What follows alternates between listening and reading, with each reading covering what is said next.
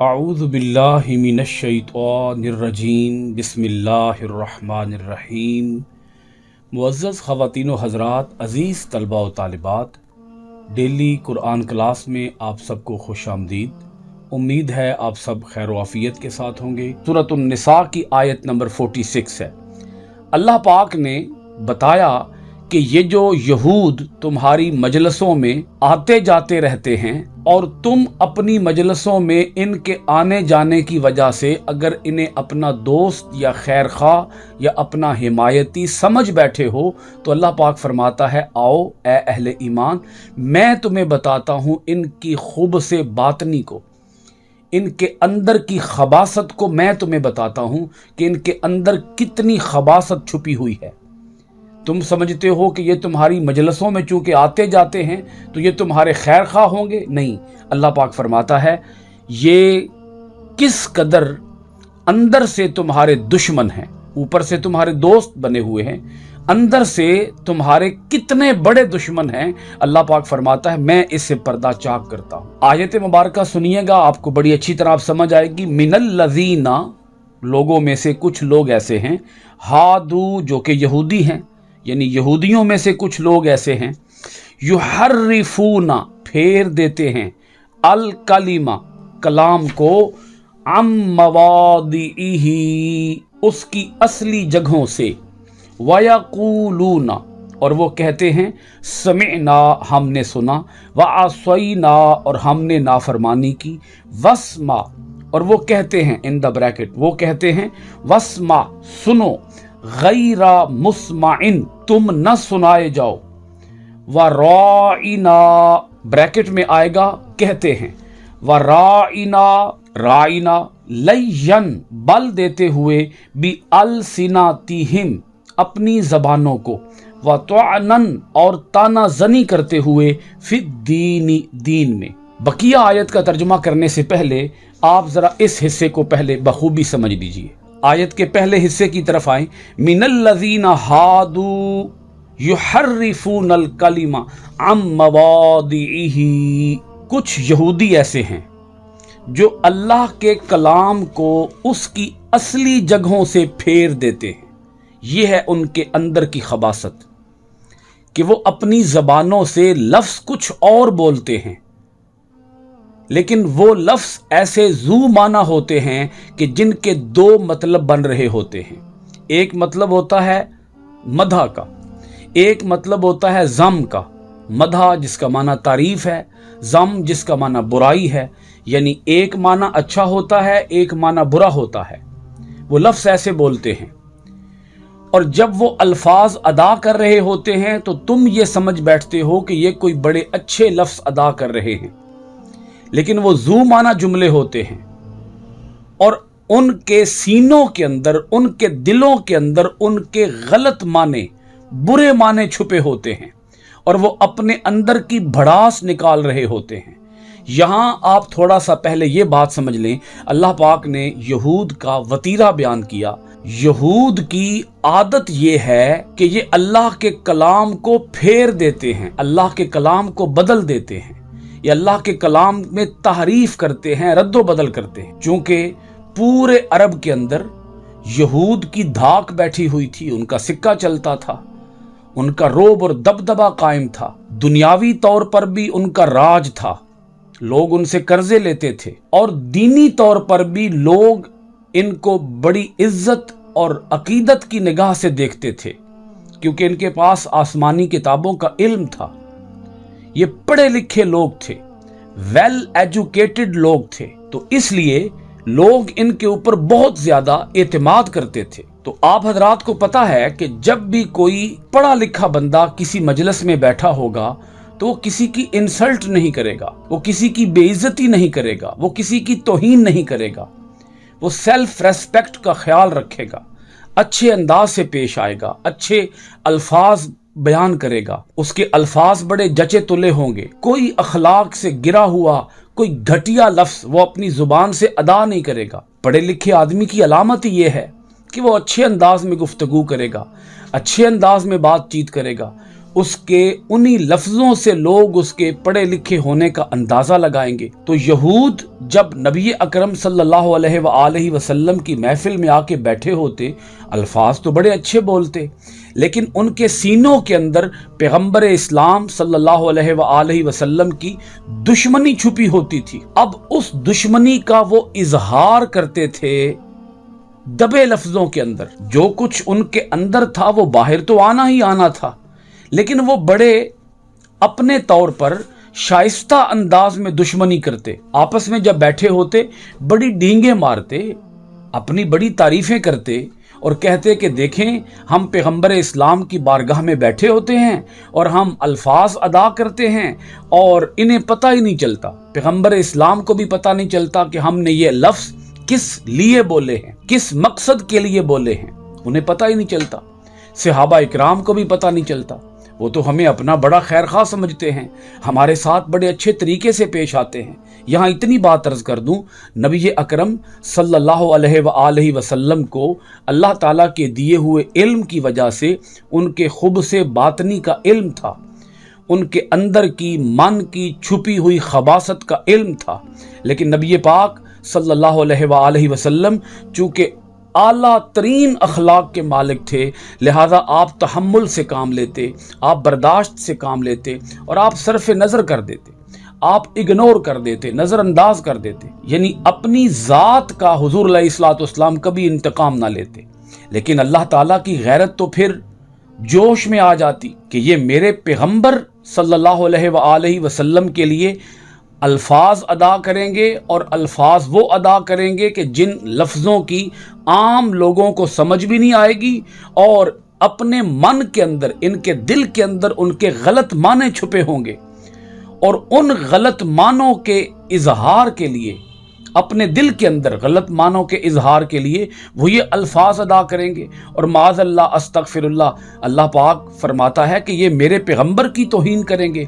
اللہ پاک نے یہ آیت نازل فرمائی، اور یہ آیت نازل فرما کر ان کے اندر کی خباثت کو، من کی خباثت کو، ان کے اندر کی برائی کو، ان کی اندر کی خصلت کو،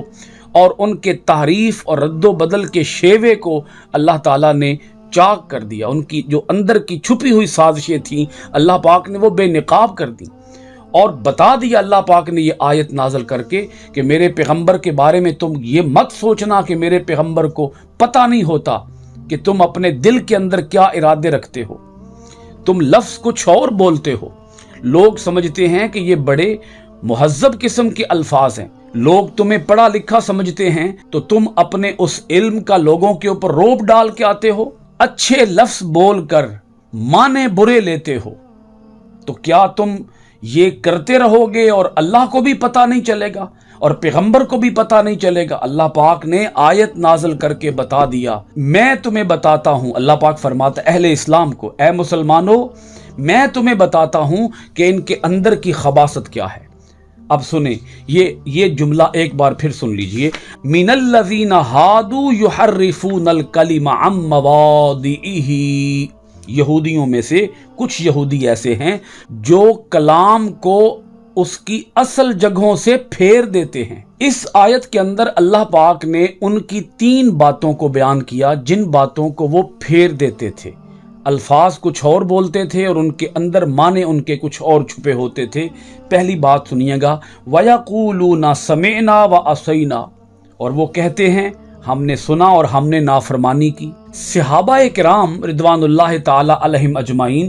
جب بھی حضور نبی اکرم صلی اللہ علیہ وآلہ وسلم کا کوئی ارشاد گرامی، فرمان عالی شان سنتے، آرڈر سنتے، حضور کی بارگاہ سے کوئی حکم سنتے، تو وہ یہ لفظ ادا کرتے، سمعنا و اطعنا، سمعنا ہم نے سنا، و اطعنا اور ہم نے اطاعت کی۔ اس میں فرق دیکھیں، اب صحابہ کرام کہتے سمعنا و اطعنا، اور آگے سے وہ کیا کہتے؟ وہ جو یہودی ہوتے وہ کہتے سمعنا و عصینا، وہ کہتے ہم نے سنا اور ہم نے نافرمانی کی، یعنی و عصینا کی آواز کو تھوڑا دبا دیتے، آواز کا والیوم کم کر دیتے تاکہ عصینا کی آواز سب تک نہ جائے، لیکن وہ اس انداز سے بولتے، اس لب و لہجہ سے بولتے کہ عام طور پر یہی لگتا کہ یہ کہہ رہے ہیں سمعنا و اطعنا، حالانکہ وہ کہہ رہے ہوتے تھے سمعنا و عصینا۔ اب دیکھیں ان کی وہ بات جو دل میں ادا ہوتی تھی، یعنی سمعنا اونچی آواز سے کہتے، عصینا تھوڑی پست آواز میں کہتے، لیکن اللہ پاک دل کے اندر اٹھنے والی باتوں کو بھی جانتا ہے، اور اللہ پاک نے یہاں ان کے اس خبث باطنی کا ذکر کیا کہ وہ سمعنا و اطعنا نہیں کہتے، بلکہ وہ کہتے ہیں سمعنا و عصینا، کہ ہم نے سنا اور ہم نے نافرمانی کی، ہم نہیں مانیں گے۔ اب دوسری بات سنیں جس کا معنی وہ غلط مراد لیتے، وہ بات یہ ہے، اب وہی وَيَقُولُونَ آگے آ جائے گا۔ وہ کہتے ہیں وَاسْمَعْ سنو، غیر مسمعن تم نہ سنائے جاؤ۔ عام طور پر جب صحابہ اکرام میں سے کسی نے حضور نبی اکرم صلی اللہ علیہ وآلہ وسلم کی بارگاہ میں آ کر کوئی بات کہنی ہوتی، حضور سے کوئی بات کہنی ہوتی، تو صحابی آگے بڑھتے اور عرض کرتے وَاسْمَعْ غیر مسمع، جس کا معنی یہ ہوتا، صحابہ اکرام جو معنی مراد لیتے وہ معنی یہ ہوتا، وَاسْمَعْ اے پیغمبر اعظم صلی اللہ علیہ وآلہ وسلم آپ ہماری بات سنیے، غیر مسمع، اور آپ کی بارگاہ ایسی ہے کہ جس بارگاہ کے اندر کوئی نازیبا بات سنائی ہی نہیں جا سکتی، یہ صحابہ اکرام معنی مراد لیتے، عرض کرتے وَاسْمَعْ آپ ہماری بات سنیے، غیر مسمع، اور کوئی نازیبا بات، ناشائستہ بات، غلط بات آپ کو سنائی ہی نہیں جا سکتی، آپ میری بات سنیے اور میری بات مناسب ہوگی، میں ادب کے دائرے کے اندر رہ کر آپ سے بات کروں گا، کیونکہ خلاف ادب بات تو آپ کی بارگاہ میں کی ہی نہیں جا سکتی، آپ کو سنائی ہی نہیں جا سکتی، یہ معنی مراد لیتے صحابہ اکرام۔ وہ لفظ یہی لفظ بولتے وَاسْمَعْ غیر مسمع، لیکن اپنے طور پر اس کا معنی وہ مراد یہ لیتے وَاسْمَعْ آپ ہماری بات سنیں، غیر مسمع، اور آپ ہیں ہی ایسے کہ آپ کو کوئی بات سنائی ہی نہ جائے، آپ اس قابل ہی نہیں ہیں، آپ اس لائق ہی نہیں ہیں، استغفر اللہ، معاذ اللہ، العیاذ باللہ، وہ معنی مراد یہ لیتے کہ آپ ہماری بات سنیں، اور آگے کہتے غیر مسمع، آپ ہیں ہی ایسے آپ کو تو کوئی بات سنائی ہی نہیں جا سکتی، یا آپ تو ہیں ہی ایسے کہ آپ کچھ سن ہی نہیں پائیں گے۔ غیر مسمع کا معنی یہ بنے گا، وہ معنی جو وہ مراد لیتے، یہود مراد لیتے۔ اب تیسری بات آگے سنیے گا، وَرَاعِنَا لَيَّمْ بِأَلْسِنَتِهِمْ، وہ کہتے رائنا، اور اپنی زبانوں کو بل دے کر کہتے، لَيَّمْ بل دے کر، بِأَلْسِنَتِهِمْ اپنی زبانوں کو۔ اب وہ زبانوں کو بل کیسے دیتے؟ عین کے نیچے جو زیر ہے، رائنا کے اندر عین کے نیچے جو زیر ہے، اس زیر کو تھوڑا سا کھینچ دیتے، اور جب وہ اسے کھینچ کے پڑھتے اور رائنا پڑھتے، رائنا، تو اس کا معنی کیا بنتا؟ ہمارا چرواہا۔ صحابہ اکرام رضوان اللہ تعالی علیہم اجمعین وہ بھی حضور کی بارگاہ میں رائنا لفظ بولتے، لیکن رائنا کا معنی صحابہ اکرام یہ مراد لیتے کہ اے پیغمبر صلی اللہ علیہ وآلہ وسلم آپ ہمارے اوپر رعایت فرمائیں، آپ ہمارے ساتھ نرمی کا، سہولت کا معاملہ فرمائیں، آپ ہمیں اپنی بات ذرا دوبارہ سنا دیں۔ یعنی کوئی بات حضور علیہ الصلوۃ والسلام نے ارشاد فرمائی، لیکن کسی صحابی کو وہ بات مکمل طور پر سمجھ نہ آ سکی، تو وہ حضور کی بارگاہ میں از راہ ادب عرض کرتے، یا رسول اللہ صلی اللہ علیہ وآلہ وسلم آپ نرمی فرمائیے اور یہ بات اپنی ہمیں دوبارہ سنا دیجئے۔ صحابہ اکرام یہ معنی مراد لیتے۔ یہود بھی سیم یہی لفظ بولتے آ کر رائنا، اور وہ عین کو ذرا کھینچ دیتے، عین کو لمبا کر دیتے اور پڑھ دیتے رائنا، جس کا معنی یہ بن جاتا ہمارا چرواہا، استغفر اللہ، معاذ اللہ، العیاذ باللہ۔ اللہ پاک نے فرمایا یہ زبانوں کو بل دے کر رائنا پڑھتے ہیں۔ اب اللہ پاک آگے پھر چوتھی بات ارشاد فرماتا ہے وَطَعْنًا فِي الدِّينِ، دین میں تانا زنی کرتے ہوئے، اس دین اسلام کو اپنے تانوں کا نشانہ بناتے ہوئے، اس دین اسلام کے ساتھ اپنی دشمنی کا مظاہرہ کرتے ہوئے وہ یہ 3 لفظ بولتے، اور 3 لفظ بول کر وہ ان کا معنی وہ مراد نہ لیتے جو معنی صحابہ اکرام مراد لیتے، بلکہ یہ نیگیٹو معنی کرتے، اپنے دلوں کے اندر یہ غلط مانا کرتے۔ آپ اس بات کو بھی بخوبی سمجھیے گا کہ یہود کا یہ وتیرہ ہے، آج بھی یہ وتیرہ ہے، آج بھی یہ شیوا ہے، آج بھی ان کا قومی تشخص ہے، ان کی ملی پہچان ہے، ان کی قومی پہچان ہے کہ وہ اپنے دلوں کے اندر پیغمبروں کی معاذ اللہ استغفر اللہ دشمنی رکھتے ہیں۔ اسی دشمنی کا اظہار وہ بارگاہ رسالت مآب میں کیا کرتے تھے۔ اب آپ دیکھیں کہ پیغمبر کی دشمنی کر کے کیا ملے گا ان کو، پیغمبر سے عداوت رکھ کر کیا ملے گا ان کو، ذو معنی جملے بول کر کیا ملے گا ان کو۔ لیکن جن کے دلوں کے اندر کفر بھرا ہوا ہو، جن کے دلوں کے اندر اسلام کی دشمنی بھری ہوئی ہو، جن کے دلوں کے اندر عداوت، سرکشی، گمراہی بھری ہوئی ہو، وہ اپنے دل کی بھڑاس تو نکالیں گے۔ اگرچہ وہ دبے لفظوں میں بھڑاس نکالتے، لیکن بھڑاس تو نکالتے، اپنی اس دشمنی کا، مخالفت کا اظہار تو کرتے۔ عام طور پر صحابہ اکرام کو ان کے اس انداز کا اور اس لب و لہجے کا اور اس رویے کا پتہ بھی نہ چلتا، لیکن اللہ پاک نے اسے پردہ اٹھایا اور فرمایا کہ ان کو کبھی بھی اپنا خیر خواہ نہ سمجھنا، ان کو کبھی بھی اپنا دوست نہ سمجھنا۔ یہ لفظ کچھ اور بولتے ہیں اور ان لفظوں سے مراد کچھ اور لیتے ہیں، ان کا معنی، ان کا مطلب کچھ اور نکالتے ہیں اپنے دلوں کے اندر۔ اللہ پاک ارشاد فرماتا ہے وَلَوْ أَنَّهُمْ،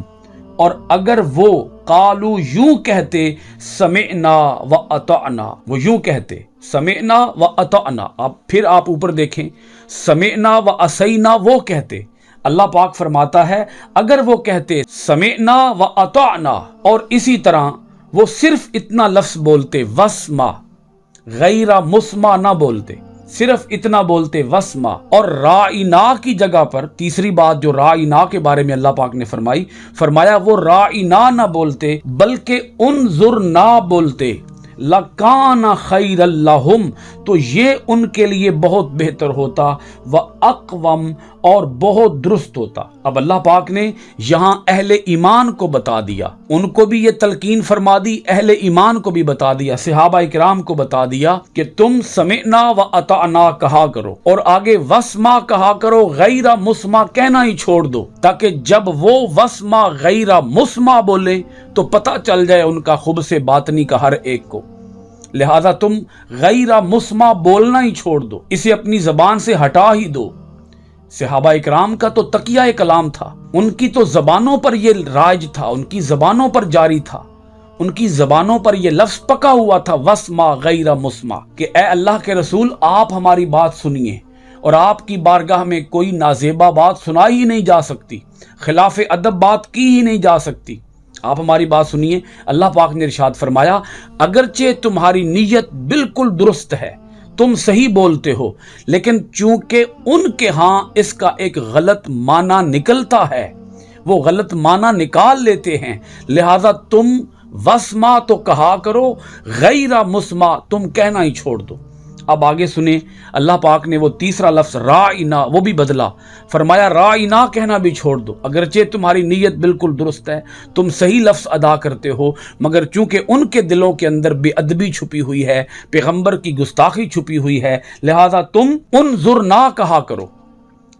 تاکہ جو رَاعِنَا بولے گا وہ پکڑا جائے گا، اسی وقت اس کی گرفت ہو جائے گی۔ تم انظرنا بولنا شروع کر دو، رَاعِنَا لفظ ہی اپنی زبان سے ہٹا دو، تاکہ پیغمبر کی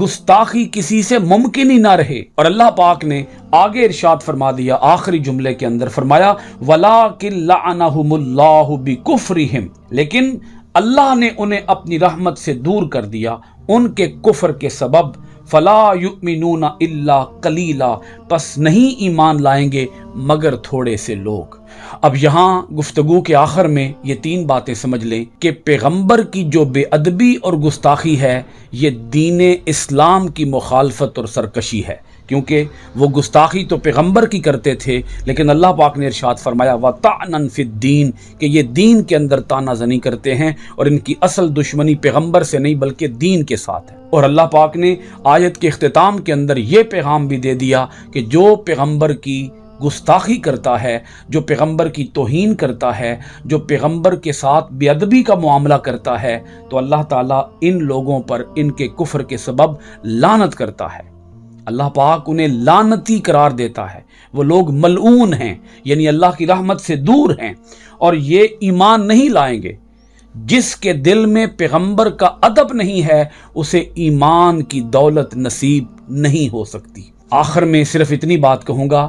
یہی مضمون سورۃ البقرہ کی آیت نمبر 104 کے اندر بھی بیان ہوا ہے۔ اگر آپ سننا چاہیں تو سورۃ البقرہ کی آیت نمبر 104 کو بھی ضرور دیکھیے گا، آپ کو اسی آیت سے نئے علمی نکات بھی ملیں گے۔ اللہ تعالی ہمیں اپنے کلام پر غور و خوض کرنے، اپنی آیتوں کو معنی، ترجمہ، تفسیر و تشریح کے ساتھ پڑھنے اور عمل پیرا ہونے اور قرآن کے آفاقی پیغام کو دنیا بھر میں عام کرنے کی توفیقات خیر عطا فرمائے، آمین ثم آمین۔ آج کی کلاس سورۃ النساء کی آیت نمبر 46 کے ساتھ ختم ہوئی۔ انشاءاللہ العزیز آئندہ ڈیلی قرآن کلاس میں سورۃ النساء کی آیت نمبر 47 کے ساتھ آپ کی خدمت میں حاضر ہوں گے۔ آپ سب حضرات کا بہت شکریہ۔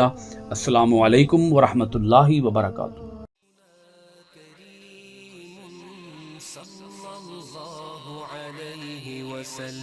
سيدنا كريم صلى الله عليه وسلم، سيدنا كريم صلى الله عليه وسلم، سيدنا كريم صلى الله عليه